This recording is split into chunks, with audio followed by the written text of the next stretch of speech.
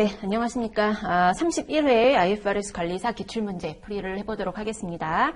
1번부터 보시면 고객과의 계약에서 생기는 수익 문제죠. 다음은 기준서에서 제시된 변동대가의 추정 방법에 대한 설명이다. 가장 옳지 않은 거 틀린 문장 골라보라고 하네요.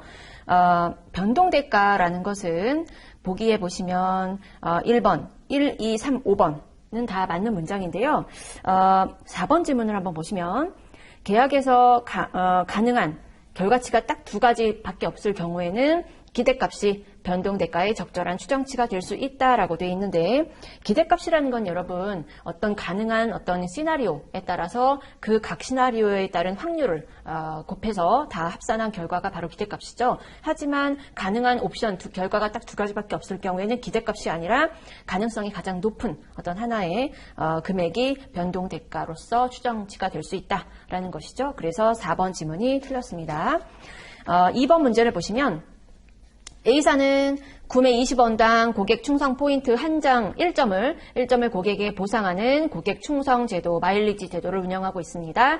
각 포인트는 나중에 제품 구매할 때 1원의 할인과 교환할 수 있다. 포인트 1점당 돈 1원처럼 사용할 수 있다는 얘기겠죠. X 1년 동안 고객은 현금 100만 원을 지급해서 A사의 제품을 구매하고 미래 구매에 교환할 수 있는 5만 포인트를 얻었습니다. 그럼 5만 원의 현금처럼 나중에 쓸 수 있는 거죠. A사는 해당 고객과의 새로운 거래가 발생했는데 대가는 고정 금액이고 개별 판매가는 100만 원입니다. A사는 4만 포인트가 교환될 것으로 예상하였으며 총 배포된 고객에게 지급된 포인트 5만 포인트인데요. 모든 고객들이 다 포인트를 사용하진 않겠죠. 그중에 회수 될 것으로 예상하는 포인트는 4만 포인트 예상하고 있어요. 그러면 회수율은 몇 프로라고 할 수 있겠죠? 5만 포인트 중에 4만 포인트니까 80%가 회수율이다라고 한마디로 표현할 수 있겠죠. 그래서 교환될 가능성의 기초에서 포인트당 개별 판매 가격을 0.8원이라고 추정하였다라는 이유가, 여러분 원래는 1포인트당 1원씩 그 현금처럼 사용할 수 있는데 회수율을 고려해서 5만 포인트 중에 4만 포인트 회수를 예상하고 있으니까 80% 회수를 예상하고 있잖아요. 그래서 1원당 80% 회수율을 고려해서 0.8원이다. 이렇게 계산이 된 겁니다. 포인트는 고객이 계약을 체결하지 않고는 받을 수 없는 중요한 권리를 고객에게 제공한다. 따라서 고객에게 포인트를 제공하는 약속을 수행 의무라고 판단했다. 수행 의무라는 것은 결국 그 수행 의무의 거래 가격을 배분하겠다는 얘기죠. 그 4만 포인트, 회수될 것으로 예상하는 4만 포인트를요. 따라서 X1년도에 인식할 매출, 수익액은 얼마입니까? 그래서 결국은 이 문제는요, 지금 당장 명목적으로 일어난 실제적인 눈에 보이는 거래는요, 100만 원어치의 물건을 판매한 겁니다. 그런데 이 거래 가격 100만 원을 물건 100만 원과 그다음 포인트 4만 포인트를 100만과 4만에 대해서 100만 원을 쪼개주는 그 거래 가격 배분하는 게 이제 핵심 포인트인 거죠. 그래서 지금 현재 고객에게 물건을 판매한 이 100만 원의 금액을 거래 가격을 두 가지로 배분하자. 그 두 가지를 함은 물건 판매 대금 100만 원과 미래의 현금처럼 쓸 수 있는 회수율을 고려한 포인트, 4만 포인트, 요 비율대로 요 거래 가격을 얘와 얘로 쪼개주는 거죠. 얘는 제품 매출, 얘는 포인트 매출. 그래서 결국은 이 100만 원에 대해서 지금 X1년도에 인식할 수익은 얼마인가라는 거는 이 거래 가격을 배분해 보시면 되겠죠. 얘는 100만 원 곱하기 100만 원 곱하기 합치면 104만 원이죠. 분의 100만 원을 차지하고 있고요. 얘는 100만 원을 역시 104만 원 분의 4만 원의 비율대로 쪼개주면 거래가격 배분이 이루어진다라고 했을 때 계산을 해보면요. 요거에 배당되는 게 961538. 100만 원에서 나머지가 계산해보시면 배분되는 가격이 나오겠죠. 그래서 지금 질문은요. 기준 연도를 잘 보세요. X1년도 올해 인식할 수익은 제품 매출로 인해서 배분되는 요 거래 가격 배분 요것만 올해 매출인 거고, 요 포인트 매출에 배분되는 나머지 금액은요. 나중에 고객이 정말 포인트를 사용할 때, 미래에 고객이 포인트를 사용할 때 그때 수익으로 인식하겠다라는 거죠. 그래서 올해 인식할 수익은 요것만 해당이 되더라라고 해서 1번이 답이 되죠. 그다음 3번. A사는 B사의 유아용품 판매를 위탁하고 있습니다. 한 개당 판매가 15만 원이고요. 원가는 10만 원짜리입니다. 500개를 발송했고요. 기말까지 500개 중 80%를 판매를 성공시켰죠. 20%는 남아있네요. 매출액 10%를 판매 수수료를 수령했습니다. 질문을 뭘 물어보고 있나요? 위탁 판매 관련해서 A사와 B사가 X1년에 인식할 수익은 각각 얼마인가? 먼저 위탁자인 A 입장에서는요. 여러분 붕괴나 그림 같은 거 그리지 않고서도 생각만으로 문제를 쉽게 푸실 수 있겠죠. 수탁자가 고객한테 물건을 판 건 위탁자의 매출이죠. 그래서 한 대당 판매가 15만 원을 몇 대를 팔았냐? 500개 중에 80% 팔았으니까 58에 40, 400대를 판매를 한 거겠죠. 요거 계산하는 게 A의 매출이 되겠죠. 위탁자의 매출이요. 그래서 6천만 원이 되기 때문에 2, 3 중에 하나가 될 거고요. 반면에 수탁자인 B사 입장에서의 수익은 수수료가 그 B사의 매출 수익이 되겠죠. 그러면 판매 대금의 10%를 판매 수수료니까 당연히 6천만 원이 10%인 600만 원이 B사의 수수료 수익이 되겠죠. 답은 3번으로 쉽게 구하실 수 있네요. 그 다음 4번 문제. A사는 B회사와 제품 XYZ를 함께 묶어 총 거래금액 1,500에 판매하기로 계약을 체결했습니다. 서로 다른 시점에 각각의 수행 의무를 이행할 예정이고요.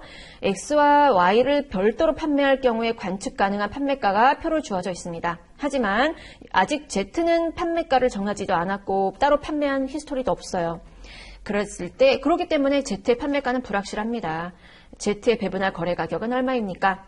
먼저 X와 Y는 묶어서 별도로 판매할 경우 묶어서도 하고 그 다음에 별도로도 판매한 히스토리가 있어요. 그래서 각각 X와 Y의 개별 판매가는 표로 보시는 것처럼 다 드러나 있죠.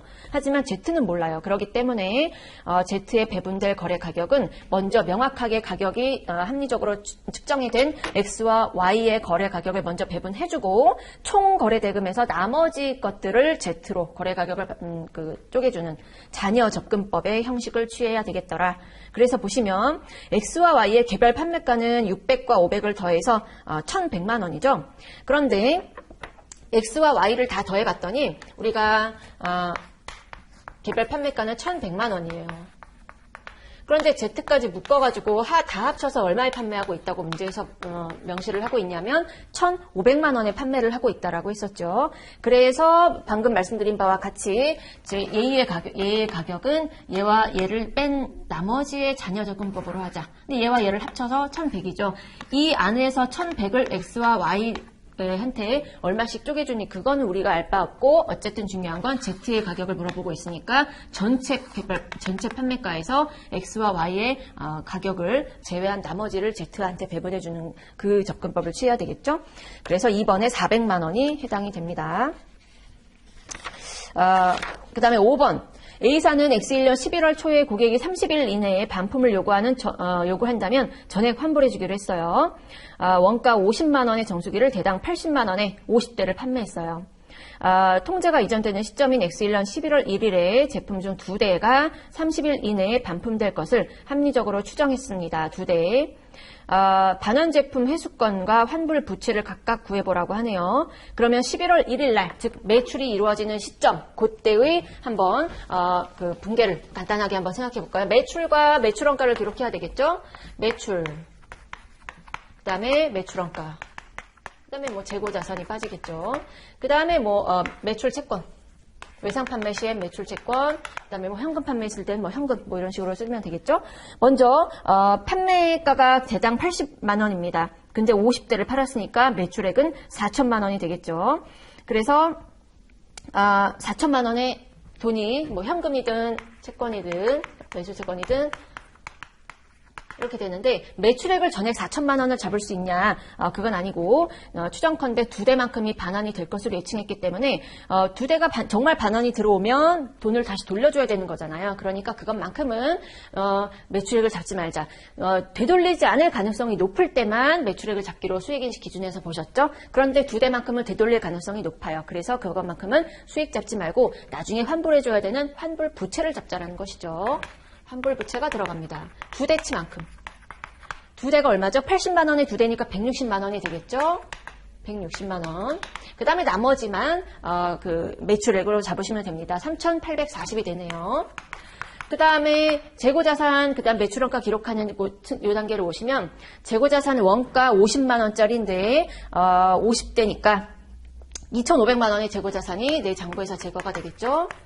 그리고 원래는 전액 다 비용 매출원가로 돌리면 되는데 이 역시 반품이 들어오면 돈을 환불해주는 부채를 잡는 동시에 물건이 반환돼서 들어오겠죠. 그러니까 반환 제품 회수권이라는 자산을 돌려받을 권리가 별도로 생깁니다. 이 두 대어치만큼인 거죠. 진짜 반품이 안 될 48대에 대해서만 매출원가로 잡는 거고요.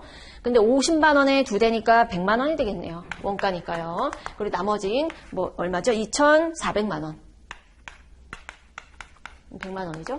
요것만 매출원가로 돌려서 잡는다. 결국은 두 대에 해당하는 판매가 80만 원, 그 다음에 두 대에 해당하는 원가 50만 원어치만큼만 각각 환불부채와 반환 제품 회수권으로 잡는다.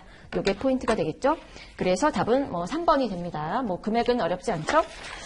그 다음에 6번 보시면 A사는 X1년 초에 3년간 B사에게 용역 제공 계약을 체결했죠.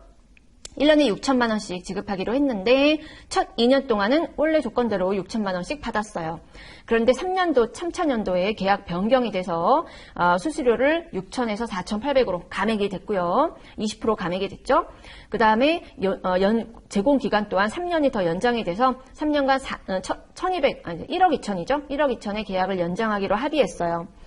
근데 그 다다음 맨 밑에서 네 번째 줄 보시면 해당 계약 변경은 기존 계약을 종료하고 새로운 계약으로 체결한 것처럼 그렇게 간주를 하래요. 그러니까 당초에는 3년도의 계약이었는데 2년도가 지나고 3차년도에 6천만 원을 4,800으로 감액하고 계약 기간 또한 3년을 더 늘려서 3년간 1억 2천을 1.2억을 받기로 계약이 변경된 거죠. 근데 기존 계약을 종료하고 2000년도 지난 시점에 기존 계약을 종료하고 앞으로 남아있는 새로운 계약을 체결한 것처럼 해야 되는 거니까 결국은 1, 2, 3, 4 계약 기간 4년도에 걸쳐서 도합 1억 6,800만 원의 금액을 받기로 한 계약이 새로운 계약이 처리가 된 거죠. 따라서 우리는 정액법 관점에 의해서 1년에 인식할 이자 수익을 1억 6,800을 4분의 1씩 이렇게 매년 수익을 인식해 나가면 된다라는 것이죠. 그래서 3번이 되네요. 3번. 그 다음 7번 A사는 B사가 발주한 공사 계약을 6천만 원에 수주했습니다. X3년 완공. 그 다음에 다음 줄 보시면 X2년도에 인식할 계약 이익을 묻고 있습니다. 그러면 계약 금액이 6천이니까 우리가 연도별로 보면서 손실인지 이익 나는 공사인지 생각을 하시면서 누적 진행률을 한번 계산해 보시기로 하시면 먼저 X1년도에 공사 발생 원가가 864만 원이고요. 앞으로 추가로 소요될 들어갈 금액이 2,160만 원이에요. 그러면 도합 2,870 몇만 원이죠. 2,890인가요? 그러니까 어쨌든 6천만 원보다는 이익이 나죠. 그러니까 진행률은 얼마죠?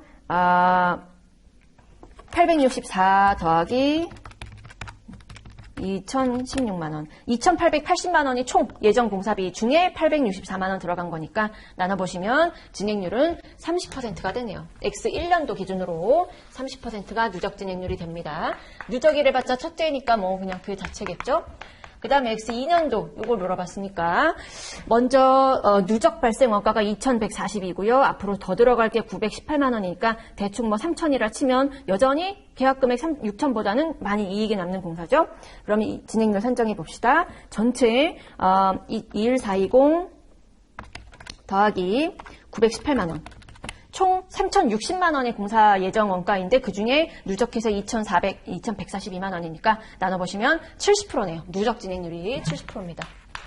그럼 요거 공사 손익을 계산해 볼게요. 수익 계약 금액 6천만 원에 추가 진척도는 40%죠. 64, 24, 2,400이 계약 수익이 될 거고 그 다음에 원가 수익 빼기 비용. 비용은 올해만 추가로 발생한 공사비죠. X2년도에 누적해서 발생한 원가가 2,140인데 전년까지 864만 원이 지출이 됐으니 올해는 1,278만 원의 추가 공사비가 발생이 됐네요. 여기서 이거 빼시면 공사 이익이 도출이 되죠. 차액만큼요. 답은 3번 1,122만 원이 도출이 되네요. 그 다음 8번 문제를 보시면 다음은 A회사의 X1년 중 유형자산 취득과 관련된 자료입니다. 건물과 및 기계장치 취득원가를 각각 구해보시라네요. 그럼 하나씩 취득원가가 어디에 무슨 취득원가인지 한번 보실까요? 첫 번째, 구건물이 있는 토지의 구입대금, 철거 예정이래요. 그러니까 건물이 필요 없는 거죠. 이 건물은 내가 진짜 원하는 건 토지였어요. 그래서 신축 건물을 올리기 위해서 토지를 빤빤하게 고르기 위한 그 단계까지 들어가는 모든 직접 비용은 다 토지 원가에 묻어버려야죠. 그래서 1억 원도 토지 원가입니다. 그 다음에 두 번째, 구건물 철거 원가, 역시 토지 원가죠. 토지 원가. 그 다음 건물에 대한 건설용 측량비 및 건축사 설계비는 건물의 원가죠. 건물 신축비, 역시 당연히 건물 원가. 기계장치 구입가액은 당연히 기계장치죠. 그런데 괄호 안에 구입 운송비 50만 원 포함이 되어 있는 거. 그 자체가 이제 2,050만 원 전체가 다 기계의 취득원가 맞죠? 매입할 때 들어가는 운송비 또한 취득원가 가산하는 거 맞습니다. 뺄 필요 없죠? 그 다음에 정상 작동되는지 테스트하는 발생한 원가. 이것도 기계 취득원가에 해당이 되죠. 그러나 마지막에 새로운 수요 형성 과정에서 발생한 초기 가정 손실. 얘기는 이미 취득 과정이 완료된 이후이기 때문에 그냥 비용 떠는 항목인 거죠. 그래서 건물과 그다음 기계장치 원가만을 해당된 걸 모아보시면 2번으로 구하실 수 있을 겁니다. 그 다음에 9번 문제. A사는 X1년 초 취득가 5억 원의 토지를 매입해서 재평가를 적용했어요. 그런데 연도별 공정가치 있을 때 해당 적용으로 A사의 X2년도 당기순이익과 OCI에 미치는 영향을 구해보시오. 유형자산의 재평가는 여러분 오르면 자본 떨어지면 비용 반대일 게 있다면 그거부터 상계 그거를 기억하시면 되겠죠. 그러면 X1년도 처음부터 올랐죠. 5억에서 3천이 올랐네요. 그러면 처음부터 올랐으니까 오르면 자본입니다. X1년도에 OCI 3천이 되죠. OCI라는 건 아시다시피 단기 손익이 아니라 장부 마감을 통해서 BS의 AOCI 기타 포괄손익 누계액으로 들어가는 우리가 이제 우리끼리 자본이라고 명칭을 정했던 바로 그거죠. 그래서 5.3억이 되니까 여기서 오른 것만큼은 0.3억 3천만 원만큼이 기타 포괄손익입니다. OCI로 보고가 됐었죠. 그 다음에 X2년도에 4억 9,400이 됐어요. 4.94억, 4억 9,400이니까 떨어졌죠? 얼마가 떨어졌습니까? 900만 원이 아닌가요? 5.3억이니까 3,600만 원이 떨어졌죠. 떨어지면 비용인데 반대일 게 있다면 그거부터 상계하자. 전년도에 보니까 OCI에 있잖아요. 그래서 OCI부터 먼저 차감을 하고 3천만 원. 그 다음에 더 떨어진 600만 원만 600만 원.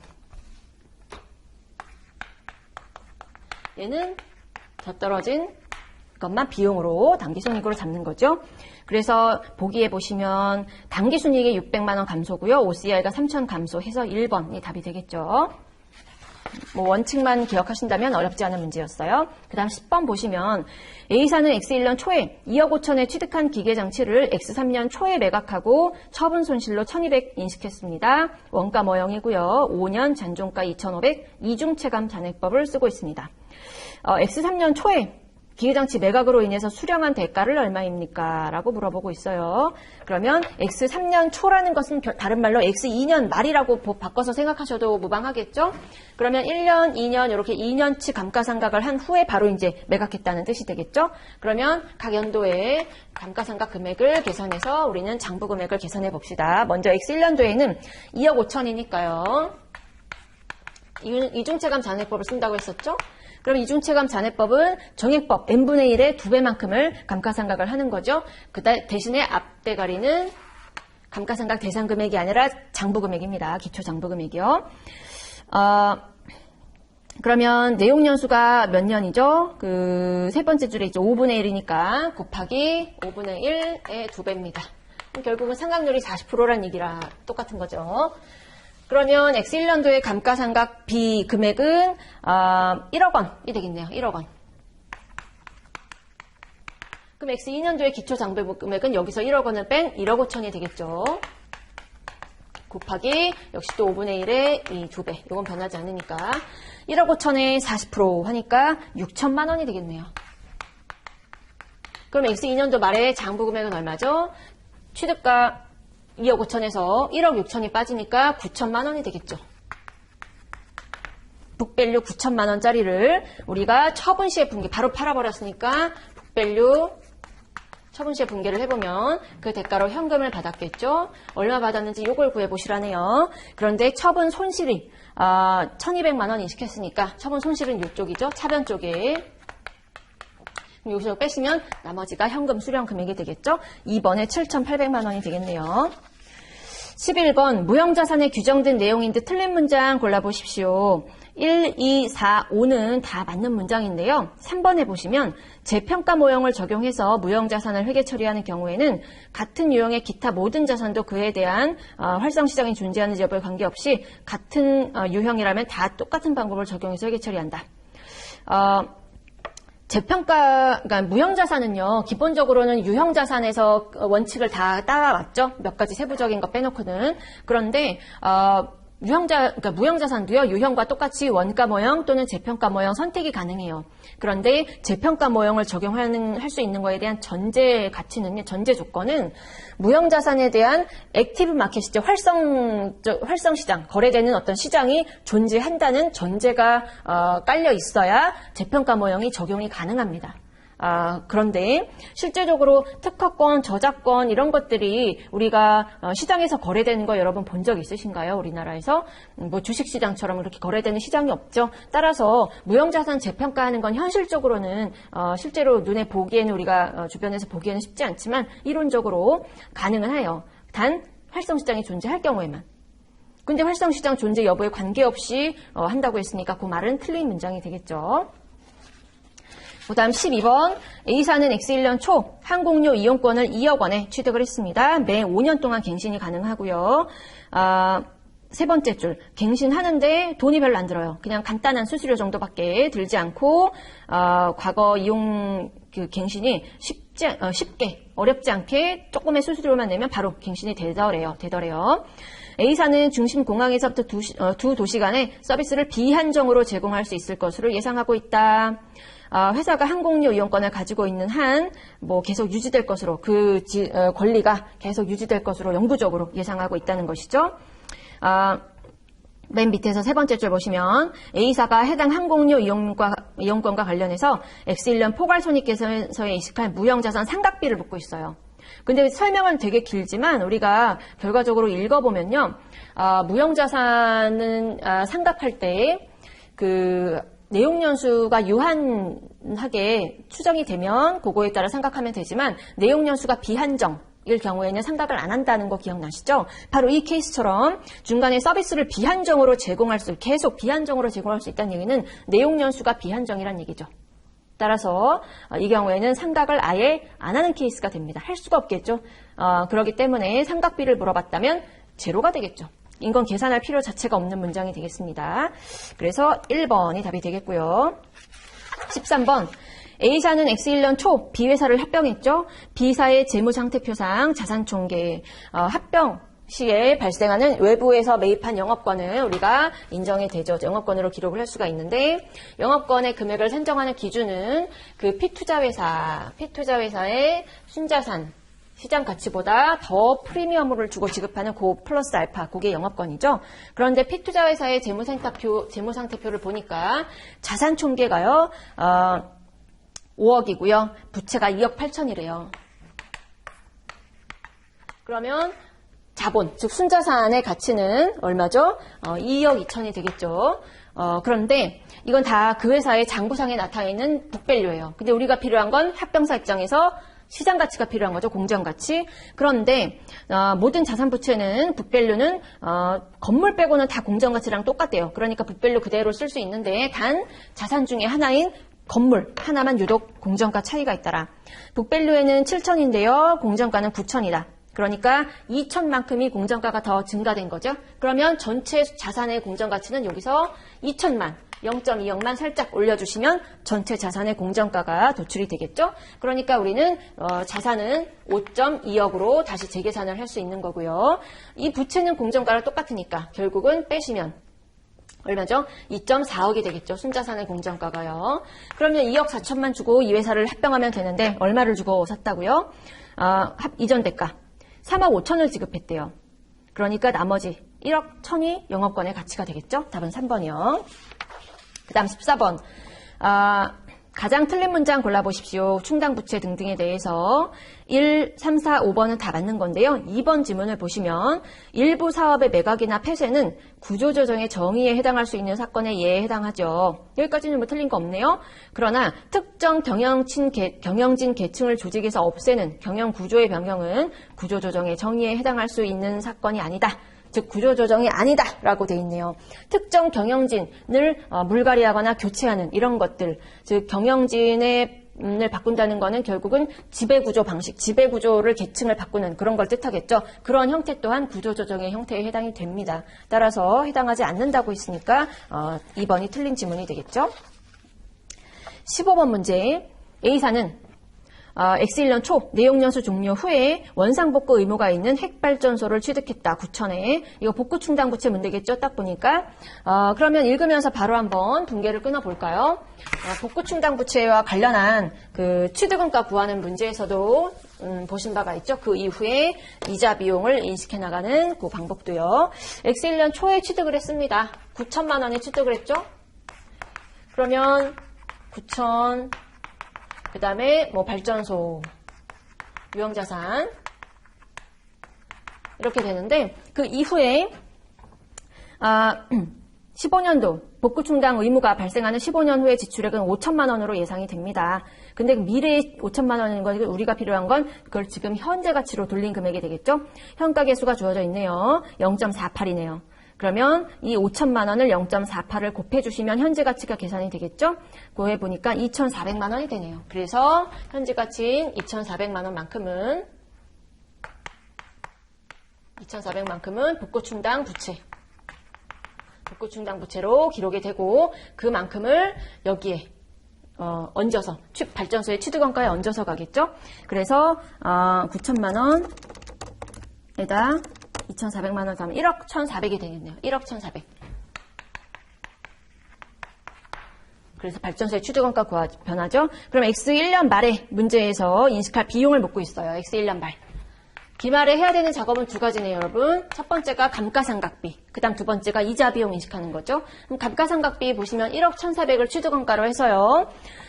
내용연수 15년 잔존가 빵의 정액법으로 쓴다라고 했으니 15분의 1 하시면 되겠죠. 760만 원이네요. 감가상각비가.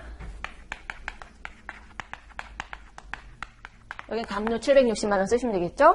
그 다음에 두 번째는 이자 비용 인식하는 거. 하고 복구충당 부채를 증가시키는 거죠. 우리가 5% 세 번째 줄 밑에서 세 번째 줄에 할인율이 5%라고 돼 있으니까 이 부채 2,400만 원에 5% 곱한 것만큼을 이자 비용을 잡아야 되겠죠. 계산하니까 120만 원이 되네요. 이랬을 때 X1년도에 인식할 비용은 감가비와 이자 비용을 합친 금액이 비용으로 잡히겠죠. 답은 1번에 880만 원이 되겠네요. 1번.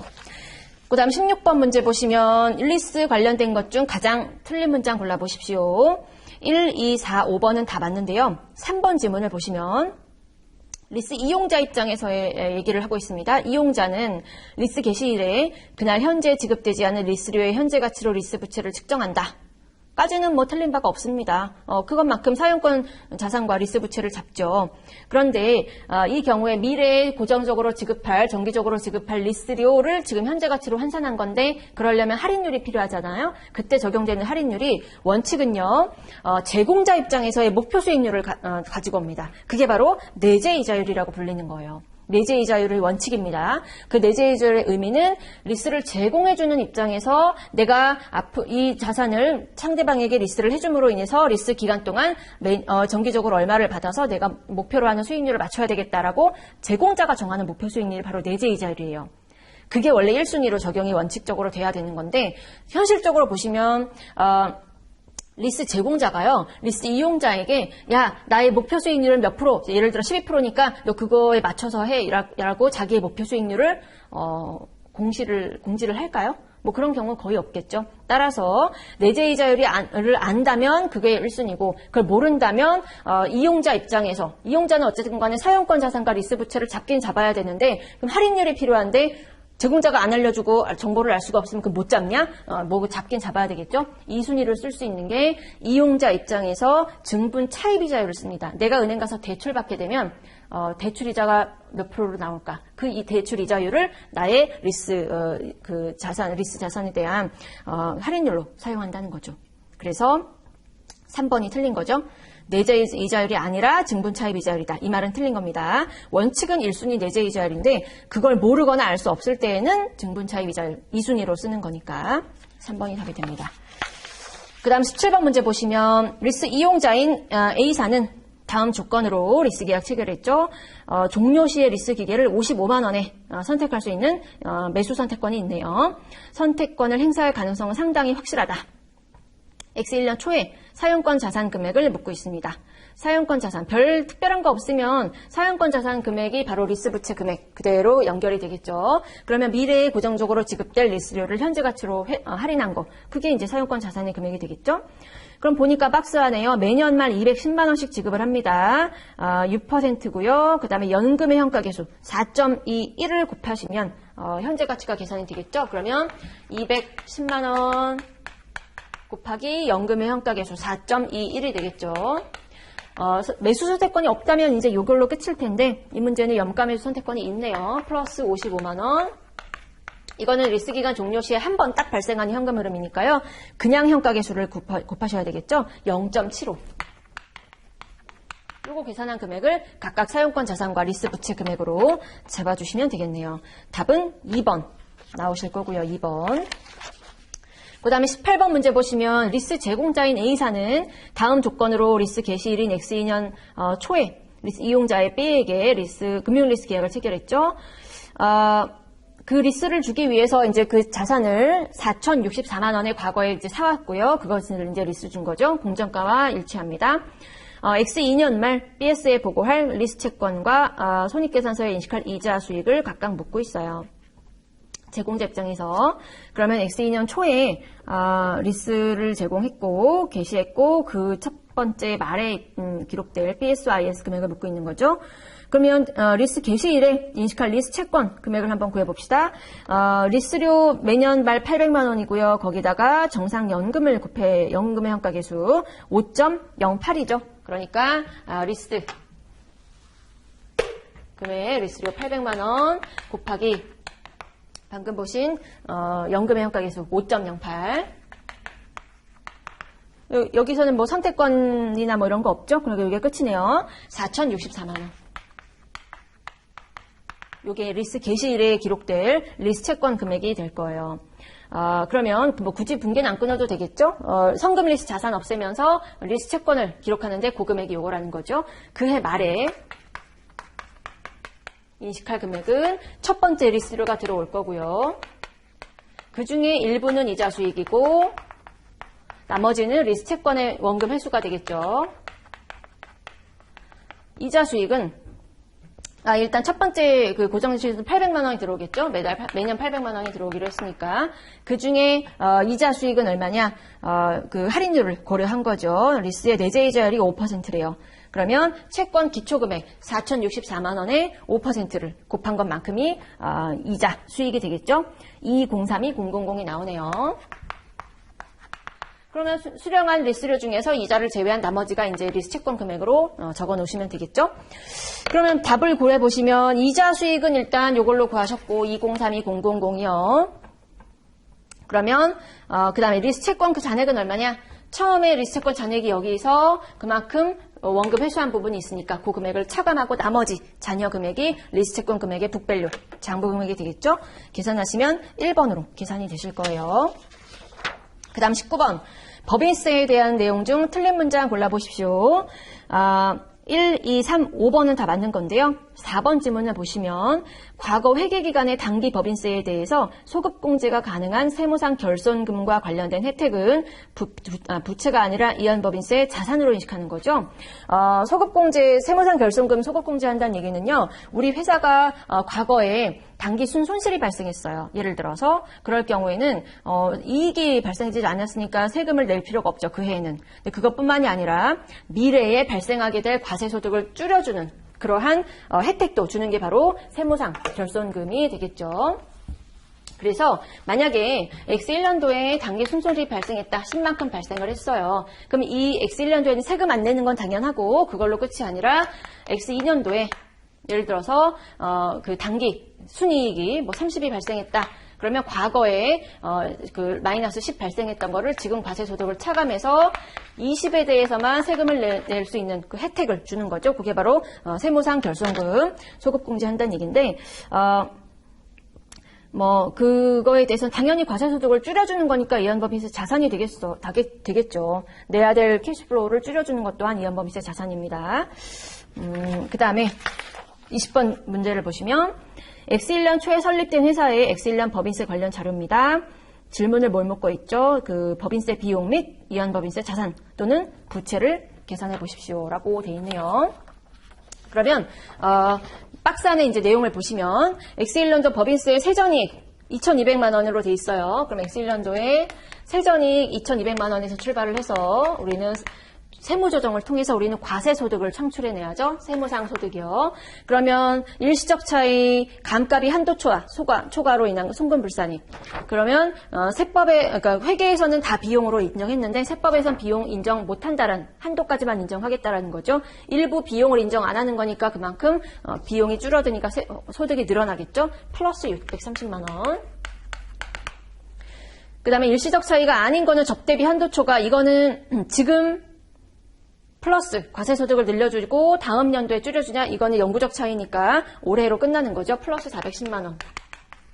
즉 감가비는요. 올해 인정을 안 하는 거지 내년도에 빼게 해줘요. 마이너스 630만 원으로. 그렇지만 영구적 차이는 올해 인정 안 하면 그걸로 끝인 거죠. 영구적.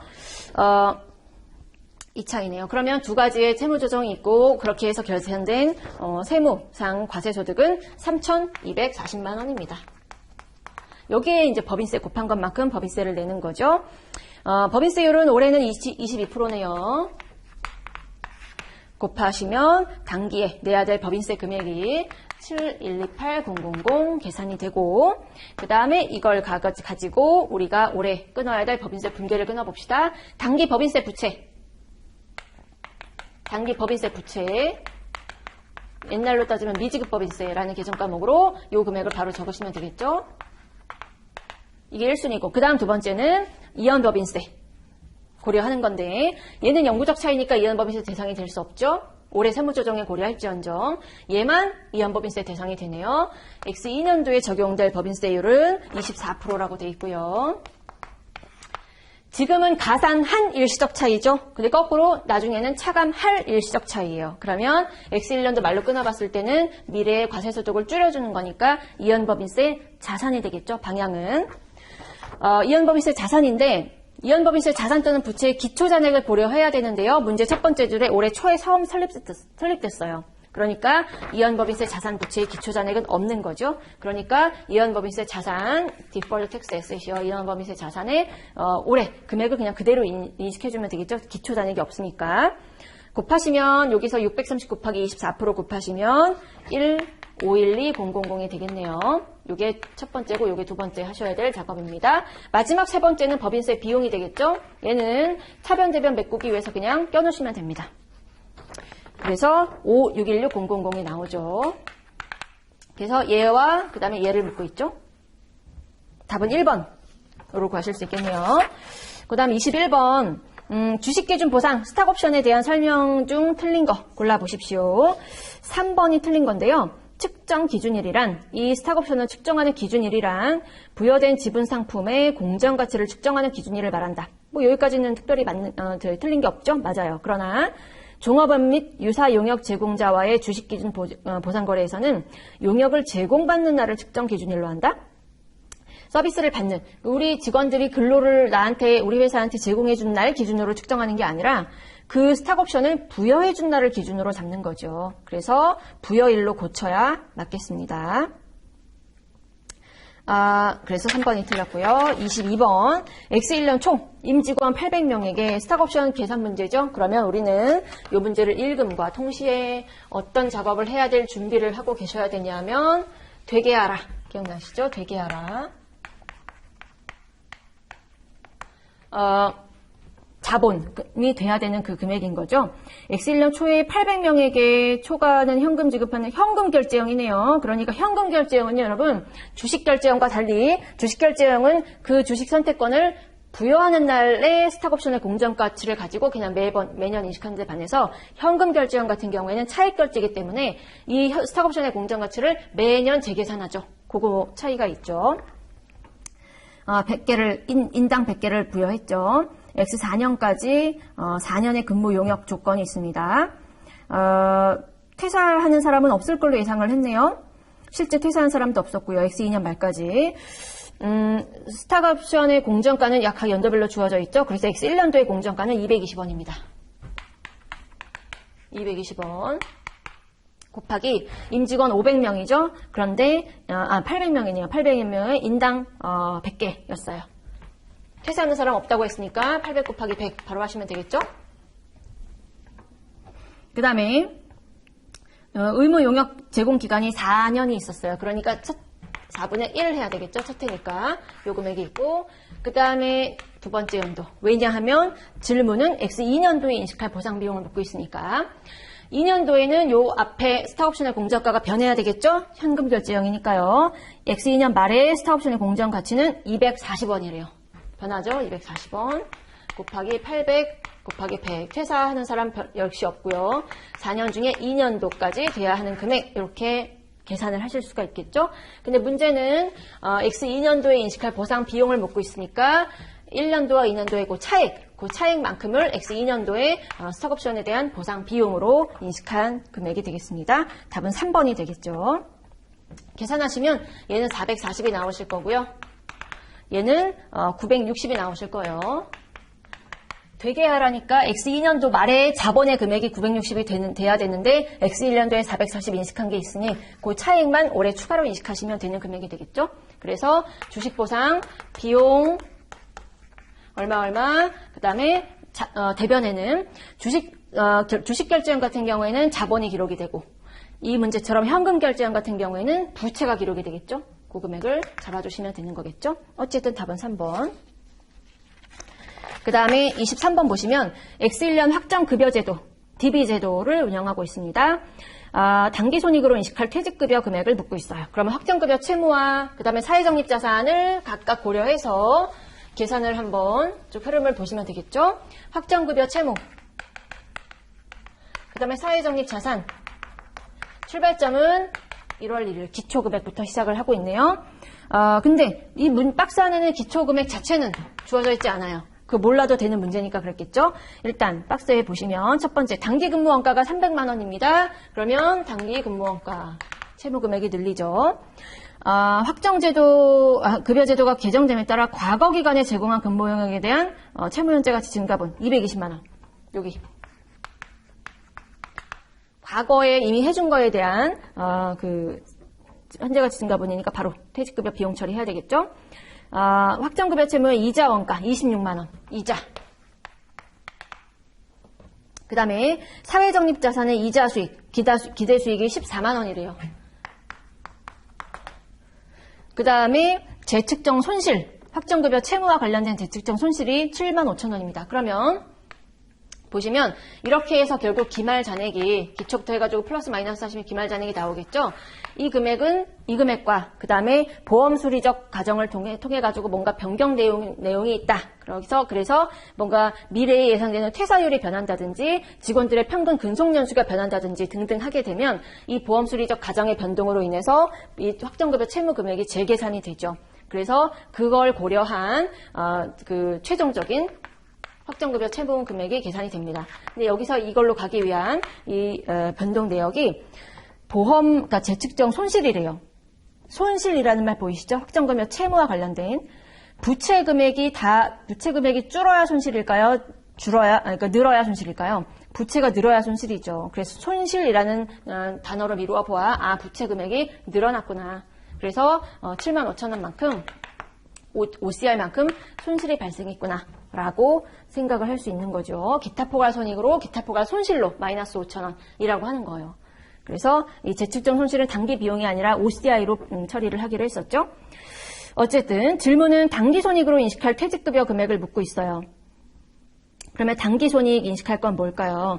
여러분 이거 기억하실 때 단기 근무원가, 그 다음에 과거 서비스로, 과거 용역 기간에 대해서 재측정, 스탁옵션이래. 확정급여, 제도의 현재가치, 채무의 현재가치 증가분은 이것도 퇴직급여 비용으로 회계 처리하죠. 얘도. 그 다음에 이자 비용도 퇴직급여라는 계정 과목으로 처리를 합니다. 그리고 또한 사회적립자산의 이자 수익 또한 이 단기 비용으로 처리한 퇴직급여의 마이너스 형태로 우리가 처리를 하기로 했었죠. 그래서 단기 손익으로 인식할 퇴직급여는 얘 더한 다음에 얘를 차감하시면 나오는 금액이 될 거예요. 그래서 답은 3번 532만 원이 됩니다. 이 문제는 뭐 여기에 대한 건 자세하게 모르셔도 이 위에서만 푸셔도 해결이 되는 문제죠. 그 다음에 24번을 보시면 A사는 X1년 초에 재고 원가 흐름의 가정을 평균법에서 선입선출법으로 바꿨어요. 정당한 변경 요건이죠. 정책 변경 후 단기 순이익을 계산해 보십시오. 그러면 X1년 기말 재고가 있고 X1년 기초 재고가 주어져 있죠. 그럼 X1년의 재고자산 T계정을 한번 그려볼게요. 재고자산 T계정. 보시면 평균법에서 선입선출로 넘어간 거죠. 그걸로 인해서 기초 재고는요. 1950에서 1900만 원으로 감소됐죠. 그러니까 50만 원만큼 기초 재고가 그 변경으로 인해서 감소가 됐습니다. 그 다음 기말 재고는 2200에서 2500으로 300이 증가됐어요. 기말 재고는 300이 증가된 거죠. 그러면 이 기초 재고 감소가 결국은 매출원가 감소로 흘러들어가서 비용이 주니까 그만큼 넷인컴 단기 순이익은 50만 원 증가됐겠죠. 그 다음에 기말 재고가 300 늘어났다는 얘기는 비용이 그만큼 주니까 단기 순이익 또한 300만 원이 증가가 되겠죠. 합쳐서 토탈 350만 원만큼 증가가 될 거예요. 근데 기존에 6,100이었다가 거기서 350이 증가가 되니까 답은 5번이 되겠죠. 6,450만 원이요. 그 다음 25번 X1년 초에 기계장치를 현금 1억 2천 주고 샀죠. 자산 계상하지 않고 착오로 1억 2천을 다 비용 때려버렸어요. 그랬죠. 그러면 이걸로 인한 단기손익의 효과를 물어보고 있네요. 그러면 회사는 비용 1억 2천 다 때린 거죠. 그러나 갭에 따라서 제대로 회계 처리를 맞는 기준에 따라 하면 얼마만 비용 처리가 돼야 돼요? 1억 2천을 자산으로 잡고 그거에 따른 감가상각 비용만 비용으로 잡혀야 되겠죠. 1월 초에 취득했으니까 월할 계산할 필요는 없다. 요거 한번 확인 다시 해주셔야 되고요. 1억 2천에 대한 감가상각을 한번 해보시면 이중체감법이고요. 상각률은 40%래요. 그러면 기초 북밸류 1억 2천에 40% 곱한 것만큼이 첫회 감가상각이 되겠죠. 4,800이네요. 4,800. 그러면 이렇게 해야 되는데 회사는 이렇게 해버렸어요. 그걸로 인해 가지고 비용이 더 많이 인식된 거죠. 비용이 과다 인식됐어요. 그 결과 단기순이익은 넷인컴은 과소계상돼버리는 그런 오류가 발생이 됐겠죠. 그래서 오류가 단기순이익에 미친 영향은 단기순이익이 줄어듭니다. 과소계상. 그 차이만큼 얼마? 7,200만 원만큼. 답은 3번이 됩니다. 26번 현금 흐름표 틀린 거 4번인데요. 하나의 거래에서 발생한 현금 흐름은 서로 다른 활동으로 분류될 수 없다라고 되어 있는데 가능해요. 예를 들어서 우리 회사가 과거에 돈을 은행에서 차입을 했는데 시간이 흘러서 만기가 돼가지고요. 마지막 이자와 원금을 한꺼번에 상환했어요. 그러면 그랬을 때 이자 지급에 대한 거는 영업활동으로 가능하고 원금 상환에 대해서는 재무활동으로 그렇게 각각 분류가 가능합니다. 그래서 4번이 틀렸죠. 27번 현금 흐름표 자료인데 직접법에 의해서 작성할 경우 공급자에 유출되는 현금 흐름은 얼마입니까? 현금 흐름표 문제는 쉽죠. 그래서 관련되는 IS와 관련되는 BS 항목을 각각 집어와서 조합하면 되는 거죠. 먼저 IS 항목 매출원가죠. 비용이니까 마이너스 붙이는 것만 잊지 마시면 됩니다. 115 000 000. 그 다음에 관련되는 BS 볼게요. 재고와 매입 채무가 있죠. 기초, 기말, 이것도 순서만 좀 헷갈리지 않으시면 됩니다. 어떤 문제는 순서가 기초, 기말 이렇게 표시되는 경우도 있고 어떤 문제는 기말, 기초 이렇게 주어지는 경우도 있어요. 뭔 말인지 아시겠죠? 그것만 헷갈리지 않으시면 돼요. 이 문제는 기말, 기초 이런 순서로 되어 있네요. X2년 말, 그 다음에 X1년 말이라는 건 곧 X2년 기초니까요. 그래서 기초에 대비 기말의 변화만 거꾸로 하지 않으시면 돼요. 재고자산은 기초가 1300, 기말이 1160이니까 재고자산이 줄었죠. 그럼 현금은 늘어야죠. 반대로 140만 원만큼 플러스 140. 그 다음 매입 채무는요. 기초 750이고요. 기말 870 늘었죠. 그러면 현금도 증가. 움직임 그대로 플러스 120. 그래서 요거 플러스 마이너스 해보시면 당연히 마이너스가 나오겠죠. 공급자에 대한 순현금 유출 포지션입니다. 답은 1번이 되겠고요. 28번. 당기순 손실이 나오는 걸로 봐서 간접법을 써서 영업활동 현금 흐름 구해보시오 라고 되어 있는데 다른 문제들과 조금 차이가 난다라고 하는 점이 있다면 당기순이익이 아니라 당기순 손실이라는 것만 다루고 나머지는 평이합니다. 당기순 손실이니까 1730에서 마이너스만 씌워주시면 별반 다를 게 없어요. 감가비는 더하셔야죠. 플러스 950. 그 다음에 기계장치의 취득, 이건 돈이 나가는 건데 이건 유형자산과 관련된 현금 유출인 거니까 영업활동과 관련이 없죠. 그냥 넘어갈게요. 유형자산 처분 손실 470, 이건 비용으로 잡혀있을 거겠죠. 당기순 손실에. 그러니까 비용을 빼내려니까 더 해줘야 없어지겠네요. 플러스 470. 그 다음 매출채권 감소, 얘는 영업활동 BS 맞죠? 관련된 BS. 매출채권이 감소됐냐? 그러면 현금은 증가. 반대로 플러스 165만 원이 되겠죠? 그 다음에 장기 대여금의 회수, 돈이 들어오지만 대여금 회수한 거는 투자활동입니다. 관련 없죠? 장기 차입금 증가, 돈이 들어오는 거지만 이건 재무활동이니까 역시 제외. 자기 주식의 취득, 이거 돈이 나가는 거지만 역시 자금 조달과 관련된 재무활동입니다. 논외죠. 그래서 이것만 고려하시면 되겠네요. 답은 2번이 되겠죠. 29번. 현금 흐름표 작성 자료인데 투자활동에 관련된 현금 흐름을 계산하시오.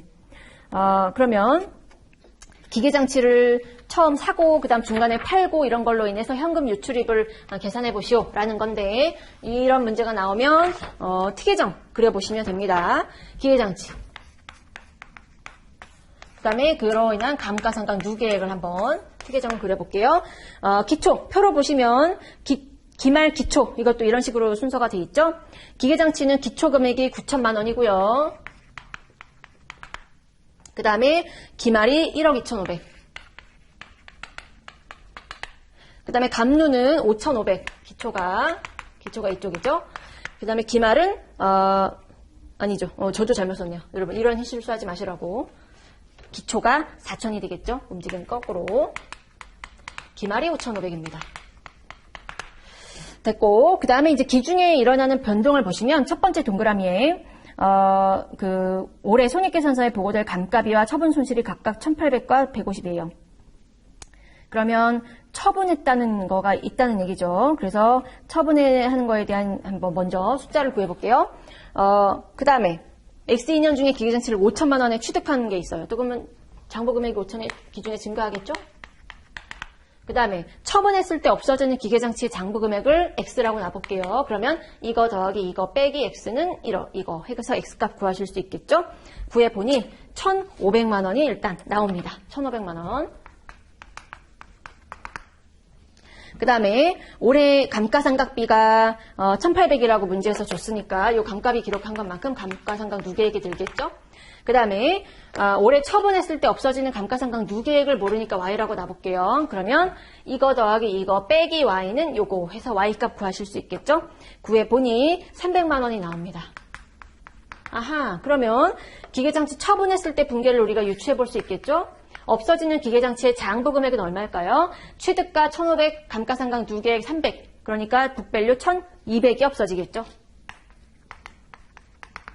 그리고 현금이 들어오는데 처분 손실이 발생했대요. 150만 원만큼. 손실은 여기죠? 그러면 아하, 현금은 여기서 이거 뺀 나머지가 들어왔구나 라는 걸 계산하실 수 있네요. 1,050만 원. 다 됐다. 그래서 기계장치의 취득으로 인해서 5천만 원이 나갔고요. 처분으로 인해서 1,050만 원이 들어왔죠. 유입. 그래서 플러스 마이너스 해보시면 4번이 나오실 겁니다. 그 다음 30번. 배당금 지급했고 이거는 재무활동으로 분류하겠대요. 그대로 하시면 되겠죠? 지시된 대로. 질문은 재무활동 현금 흐름 계산해 보시오. 먼저 당기순이익부터 쭉 나와 있는데 맨 밑으로 내려가 보세요. 박스 맨 밑에 두 동그라미를 보시면요. 기초이익잉여금과 기말이익잉여금이 있습니다. 요거를 활용해서 어떻게 문제를 푸실지 볼게요. 이익잉여금만 이제 따로 떼서 이제 생각해 보시는 거예요. 기초가 있고 기말이 있죠. 기초에서 출발을 해서 중간에 뭐 기중에 증가 감소를 통해서 기말 잔액이 도출이 될 겁니다. 근데 기초가 1,200이고요. 기말이 1,320이래요. 근데 이익잉여금을 증가시키는 사유가 뭐죠? 당기순이익이죠. 가장 대표적으로. 첫 번째 동그라미. 210만 원이 증가 사유가 돼요. 그 다음에 이익잉여금 또 감소 사유가 하나 있죠. 첫 번째 줄 문제에서 보시다시피 배당 지급하면 당기순이익, 그러니까 이익잉여금이 배당의 재원입니다. 그래서 배당이 얼마 있었죠? 현금 배당만큼 우리가 이익잉여금 감소하게 돼요. 그럼 이게 배당을 얼마 지급했는지 직접적으로 명시는 돼 있지 않지만 우리가 여기서 뽑아낼 수 있죠? 이거 더하기 이거 빼기 뭐 X값은 요거 하시면 배당 지급을 얼마인지 구해낼 수 있어요. 구해보니까 90만 원이 나옵니다. 아, 배당 90만 원 줬구나. 근데 이거는 재무활동으로 분류하겠대요, 문제에서. 그러니까 재무활동으로 인한 현금 유출이 되겠죠. 첫 번째 하나 구했고요. 그 다음에 이제 문제 박스에 다시 두 번째 동그라미로 볼게요. 그래서 당기순이익과 그 다음 맨 밑에 이익잉여금 정보를 조합해서 배당 지급이 얼마인지 뽑아낼 때 사용하는 그런 힌트였어요. 그 다음에 이제 두 번째 동그라미 장기 금융상품의 취득. 얘는 투자활동이죠. 넘어가요. 재무활동 묻고 있어요. 장기 대여금의 회수. 이것도 투자활동. 넘어가야죠. 단기 차입금의 차입. 얘는 재무활동 맞아요. 그런데 돈이 껐으니까 돈이 들어오겠죠. 플러스로 고려하셔야 되고 그 다음 장기 차입금의 상환. 재무활동이죠. 돈 갚은 거니까 마이너스죠. 유출이니까요. 그 다음 보통주 주식의 발행, 유상증자, 재무활동 맞습니다. 자금 조달을 한 거니까 돈이 들어오죠. 플러스. 그래서 그거 플러스 마이너스 한 거랑 마지막으로 현금 배당, 재무활동으로 보겠다고 했으니까 그거 마이너스까지 고려해서 네 가지를 더하기 빼기 해보시면 답이 1번 순유입 30만 원으로 계산이 되실 거예요. 그래서 여기까지 30번까지 보셨고 나머지 31번부터는 다음 시간에 이어서 보시도록 할게요. 네, 수고하셨습니다.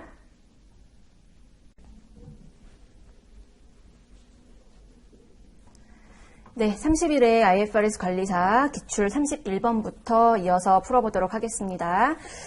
재무보고를 위한 개념체계에 따른 부채 정의 중에서 틀린 문장 골라보십시오. 라고 돼 있습니다. 보기 1번이 틀린 문장인데요. 읽어보시면 한 당사자가 부채를 인식하고 이를 특정 금액으로 측정해야 한다는 것은 다른 당사자가 자산을 인식하거나 동일한 금액으로 측정해야 한다는 것을 의미한다.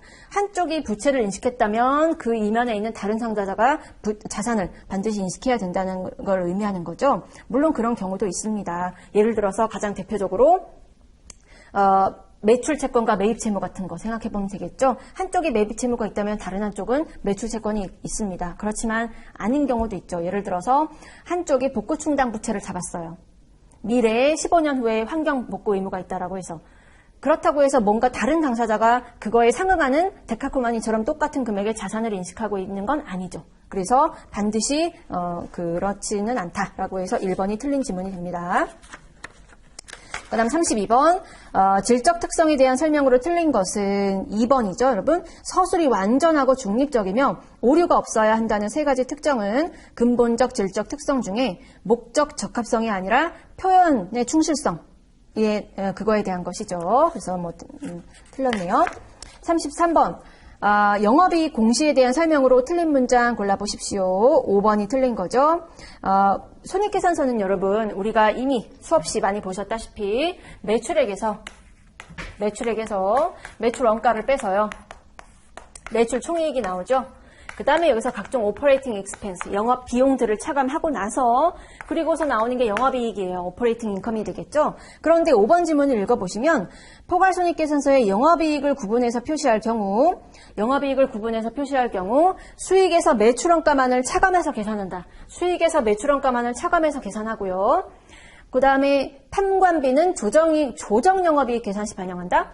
판관비까지 고려해서 영업이익이 도출되는 거죠. 밑에 뭔가를 조정한 조정 영업이익이 아니라. 그래서 5번이 틀린 질문이 됩니다. 매출원가만 차지하는 게 아니라, 차감하는 게 아니라 영업비용까지 차감하는 거죠. 34번 틀린 문장 골라보세요. 1번이죠. 어떤 경우라도 당기손익과 기타 포괄손익을 표시하는 보고서에 항목, 제목 및 중간합계를 추가해서 표시할 수 없도록 한다. 필요하다면 중간합계 이런 것도 추가할 수 있습니다. 자율적으로. 틀린 문장이죠. 35번. 다음은 A사의 11월 한 달간 재고 관련 기록입니다. 원가 흐름 가정으로 평균법을 사용하고 있어요. 실사법 또는 계속기록법을 사용할 경우에 11월 한 달간 매출원가는 얼마입니까? 이건 되게 기본적인 계산이죠. 그래서 계속기록법과 실사법 각각의 경우에 매출원가 구하라고 하는 거는 저는 따로 풀진 않을게요. 여러분 한번 쭉 연습장에 한번 풀어보세요. 답은 4번이죠. 어렵지 않고 함정이 없는 평이한 문제입니다. 저는 36번으로 넘어갈게요. 재고에 대한 설명 중 틀린 문장 골라보십시오. 1번이죠. 재고자산은 취득원가와 순실현 가능가치 NRV 중 높은 금액이 아니라 낮은 금액으로 가는 거죠. 이게 바로 우리가 얘기하는 저가법이잖아요. NRV 구에서 낮은 금액으로 갑니다. NRV가 북밸류 취득원가보다 더 높으면 그냥 취득원가로 내비두는 거죠. 그 다음 37번 재고에 대한 설명 중 틀린 문장 골라보십시오 라고 되어 있는데 5번이 틀린 거네요. 읽어보시면 통상적인 영업 과정에서 판매를 위해서 보유 중인 자산은 재고에 포함돼요. 여기까지는 맞는 문장입니다. 보유 목적에 따라서 판매를 목적으로 보유하는 건 재고 자산이 되겠죠. 그런데 그 다음 줄 보시면 생산이나 용역 제공에 사용될 동그라미, 사용될 원재료나 소모품은 재고 자산에 포함할 수 없다? 이거 언뜻 보면요. 보유 목적에 따라 분류하랬지 사용 목적이라는 것은 유형 자산이니까 재고 자산이 될 수 없지 유형이니까 라고 맞다라고 생각하실 수 있겠지만 소모품이나 원재료 이런 것들에 대해서만큼은요. 재고로 포함합니다. 사용 목적이라 할지라도. 왜냐하면 이 원재료나 소모품 같은 것들은 그렇게 비중이 그렇게 크지 않은 것들. 예를 들어서 기계장치의 부품, 나사, 볼트, 너트 이런 거 있죠. 그런 것들을 생각하시면 돼요. 그런 것들은 그 자체로는 되팔 건 아니죠. 곧 독립적인 걸로 기계 부품 파는 업종이 아닌 이상 그런 걸 판매 목적은 아니지만 되려 목적은 사용 목적인 거죠. 우리가 사용할 기계장치에 쓸 거니까. 그렇지만 금액이 너무 미미하고 크지 않기 때문에 그런 거를 갖다가 사용 목적이랍시고 유형자산에 넣어버리면 기본적으로 유형자산은요. 좀 사용기간이 1년을 초과하는 비교적 장기간에 걸쳐서 사용이 되는 그리고 금액이 비교적 큰 기계장치나 건물, 토지 이런 것들을 주로 의미하기 때문에 그 너트, 볼트 하나에 100원, 200원짜리 그 볼트, 나사 이런 거를 유형자산에 넣어버리면 그것을 우리가 감가상각을 할 거예요. 뭘 할 거예요. 내용연수 산정하기도 애매한, 너무 미미하잖아요. 그래서 그나마도 재고자산에 넣어버리는 게 덜 충격적이다 라고 기준서에서는 생각을 한 거예요. 그래서 기준서 자체에서 원재료나 소모품은 사용 목적이라도 그냥 재고자산으로 분류를 합니다. 그래서 5번이 틀린 문장이 돼요. 38번 차입원가에 따라 적격자산이 될 수 있는 자산이 아닌 것은 5번이죠. 금융자산. 그러니까 적격자산은요. 차입원가 자본화하기 위해서 그 대상이 되는 자산인데 그 취득하는 과정 자체가 비교적 장기간 소요되는 자산인 거죠. 그런데 금융자산이라는 거는 별도의 기준서가 적용이 되고 차입원가 자본화 대상이 아닙니다. 차입원가 자본화 대상은 주로 유형자산과 무형자산이 주요 대상이 됩니다. 금융자산은 논외 고려 대상에서 제외된다. 39번 차입원가 자본화 틀린 거 골라보십시오. 2번이죠. 차입원가에 대한 자본화 개시일 언제 스타트하느냐는 적격자산에 대한 지출 여부와 관계없이 차입원가 발생을 기준으로 한다. 대출해가지고 이자가 발생하면 무조건 자본화 대상으로 할 수 있는 게 아니라 공사가 진행되고 있어야 돼요. 그래서 공사도 해야 되고 대출도 발생하고 있어야 되고 모든 것들이 다 교집합으로 이루어진 기간이어야 한다라고 돼 있죠. 그래서 2번이 틀렸네요. 40번 보시면 40번에 12월 결산법인인 A사는 X1년 초에 기계장치를 100만 원에 취득했고요. 10년 잔존과 빵 정액법이고 원가 모형입니다. 회수 가능액 나온 걸로 봐서 손상 물어보는 거구나 얘기가 나올 수 있겠네요. X3년도에는 당기순이익에 미치는 순영향을 묻고 있어요. 그러면 X1년도부터 쭉 볼까요? 간편법을 적용해 볼게요. 우리가 감가상각비는 밑으로 빼고요. 재평가나 손상 이런 것들은 수평으로 빼기로 했었었죠. 그럼 X1년 초부터 취득가 100만 원부터 출발을 해볼게요. X1년 말이 됐죠? 감가상각 하셔야죠. 아까 감가상각 조건이 10년의 잔존과 빵 정액법이니까 10만 원씩 매년 감가상각이 되겠죠? 근데 표에 보시면 X2년도 말부터 손상이 발생하기 시작하니까 1년도 말과 2년도 말, 요 2년 동안은 그냥 평이하게 감가상각만 돼 있었을 거예요. 그러면 저는 한 방에 그냥 갈게요. X2년 말로 한 방에 점프를 해보겠습니다. 1년에 10만 원씩 2년이니까 20만 원이 감가상각이 돼 있었겠죠. 그래서 X2년도 말에는 북밸류가 80만 원이 돼 있을 겁니다. 90, 80 이렇게 돼 있겠죠. 그 상태에서 X2년 말에 회수 가능액을 측정해 봤더니 40만 원이 측정이 됐어요. 옆으로 빼야죠. 그러면 나머지 40만 원만큼은 손상 차선으로 단기 비용 떨었을 거예요. 그리고 나서 이제 1년이 더 지났죠. X3년도 말이 됐을 때 이제 환입을 잡아야 되는데 그 전에 먼저 감가상각부터 하셔야죠. 남은 금액을 남은 기간 동안 하시면 돼요. 40만 원을 남은 기간 얼마죠? 10년 중에 2년 지났으니까 8년 남았죠. 그래서 5만 원씩 감가상각을 하시면 되겠네요. 그러면 35만 원이 장부 금액이 되고 이게 환입했을 때 회수 가능액이 75만 원이 됐어요. 그런데 원가 모형 썼을 때 환입을 잡을 때는 반드시 잊지 마셔야 될 게 한도죠. 잊지 말자 한도. 그래서 한도는 얼마였었죠? 애초에 손상을 잡지 않았었더라면 감가상각만 얌전하게 해왔었더라면 지금 돼 있을 장부 금액 그게 한도입니다. 그러면 1년에 10만 원씩 1, 2, 3년도 말에 30만 원을 차감하게 되면 북밸류가 70이 돼 있겠죠? 그게 한도입니다. 한도에 걸려버리네요. 그래서 손상 환입은 75만 원이 아니라 70만 원까지밖에 환입을 못 잡더라. 그래서 환입은 35만 원이 아니라 40만 원이 아니라 35만 원만 잡을 수가 있게 되는 것이죠. 그래서 질문은요, X3년도에 당기순이익에 미치는 영향을 물어보고 있어요. 환입의 금액을 묻는 게 아닙니다. 환입이라면 35만 원이지만, 그래서 5번이 답이 되지만, 당기순이익에 미치는 영향은요, 요거 수익이지만, 그 해 X3년도에 감가비 비용 5만 원 잡힌 거 있잖아요. 그거까지 고려해서 도합 30만 원의 당기순이익 증가 효과가 있는 거죠. 그래서 4번이 답이 됩니다. 감가비 잊으시면 안 돼요. 그 다음 41번, 손상과 관련된 설명 중 틀린 문장. 4번이죠. 아직 사용할 수 없는 무형자산은 손상검사를 수행하지 않는다? 손상검사 수행하죠. 여러분 요거 기억하고 계시나 제가 여쭤볼게요. 원래는 손상을 검토할 때요. 손상을 잡을 때 먼저 손상에 대한 징후가 있는지를 보고 징후가 있다면 다음 순서로 회수 가능액을 측정하는 게 손상검사를 하는 거죠. 그런데 예외적으로 징후 여부와 관계없이 다이렉트로 2단계로 바로 가서 손상검사를 하는, 즉 회수 가능액을 바로 측정하는 예외 3가지가 있어요. 기억하십니까? 영업권, 아직 사용할 수 없는 무형자산, 그 다음 내용연수가 비한적인 무형자산 3개죠. 그 중에 4번이 해당하는 거잖아요. 그러니까 이런 경우에는 그냥 손상검사를 바로 수행하는 거죠.